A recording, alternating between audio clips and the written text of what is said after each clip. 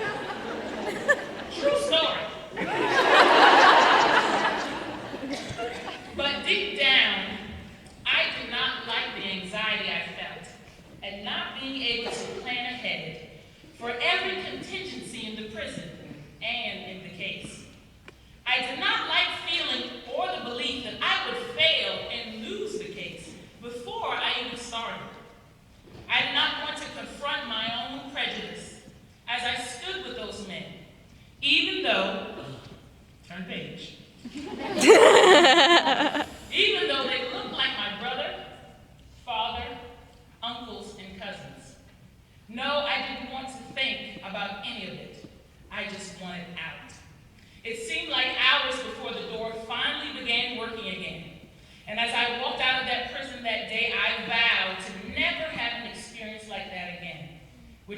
I would never practice criminal law. For many years, I kept that promise. I made sure I stuck to the areas of law to which I had grown accustomed. Although I didn't realize it at the time, I allowed my own fears, prejudices, and well laid out life plans to say no to one of the greatest opportunities for me to act justly and decide wisely, just as Dexter Edgar Converse hoped all graduates would aspire to. It was almost a decade later, as I entered another jail to meet a client who was facing life in prison, that I decided to say no to the old fears and preconceived notions about what my life was supposed to look like, and embrace the yes of opportunity. A personal opportunity to triumph over feelings of inadequacy that plague the perfectionists such as myself. A yes to the opportunity to make an impact on the life of a person who represented a segment of society I was admittedly prejudiced against. But how do you get to your yes? How do you push past the negative thoughts and feelings most of us are plagued with in spite of our many accomplishments? For some, it requires life-altering circumstances such as the death of a loved one, or divorce, or an unexpected job loss to come to a place where you take personal inventory of your life. But it doesn't have to be this dramatic. It just takes a decision. A decision to say no. This two-letter word is so powerful, and yet many of us find it hard to say it when it really counts. We say yes to playing it safe, to doing what is expected of us, yes to living up to others' expectations, and even yes to that extra commitment we know we don't have time for. All of which stretch us thin as we go through the motions of life, while simultaneously robbing us of living a truly satisfied life filled with purpose and passion. That's why saying no is so important. I'm sure it's been emphasized before, but my focus in saying no is to yourself. Saying no to those thoughts and fears of inadequacy, fears of failure and just playing it safe. Saying no to everyone else's ideas of who you are and what you're supposed to be. Saying no to society's expectations of what and who you're supposed to be. You know, after practicing law for over a decade, I am still mistaken for the paralegal, the legal assistant, or the client. I'm like, as fabulous as I am,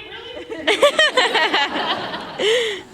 Yet, I don't own other people's assumptions as to who I am and what I should be, and you should neither. A strong no is so important, it can either propel you towards the greatness found in each of us, or prevent you from ever realizing your dreams. My no, as I walked out of that maximum security prison, robbed me of opportunities to discover some of the greatness found in me. After all the years of practicing law, I no longer got up in the morning excited about my work. My no caused me to play it safe and live a very predictable and seemingly successful life. But I have learned that success is a relative term, and only you can determine what it looks like. When you say no to pursuing your true dreams, no to starting that business, no to being a stay-at-home mom, no to running for office, or even to applying for that dream job, you are robbing yourself of the vast potential, ability, and effectiveness found inside. You only scratch the surface of who you are because you are never tested, challenged, or stretched beyond your current ability. I just returned from a vacation to Italy earlier this week and had the opportunity to visit several cities, one of which was Florence. I, of course, visited the museum where Michelangelo's David is housed, and I must say it is as breathtaking as you can imagine. The statue, which took Michelangelo 2.5 years to create, was done when he was 26 years old, and it was an instant success. There is a legendary quote from Michelangelo as he is asked by an admirer how it was possible for him to complete the statue of David. His response was simple: I just chipped away everything that was not David. When you say no to your visions and dreams and allow personal, societal, or circumstantial negativity